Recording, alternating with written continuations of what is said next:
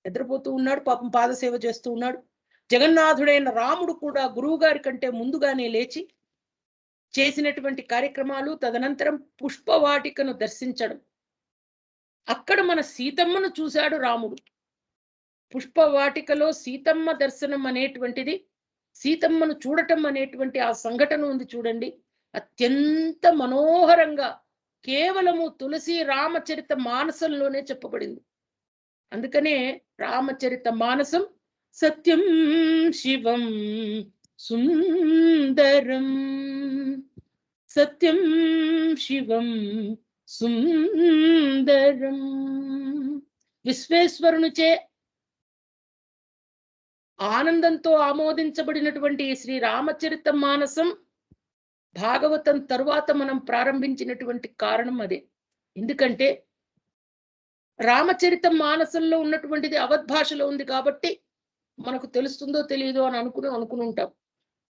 కానీ ఎంతో సుందరమైనటువంటి వర్ణన మన తులసీదాస్ గారు చేశారు కాబట్టి ఆ సుందరమైనటువంటి వర్ణనను తెలుసుకునేటువంటి అదృష్టం మనకు భగవంతుడు ఇచ్చినందుకు భగవంతునికి నమస్కారాలు తెలియజేసుకుంటూ, శ్రీరాముడు సీతమ్మ కలుసుకున్నటువంటి ఆ సంఘటనను, తదనంతర విశేషాలను రేపటి సెషన్లో తెలుసుకుందాం.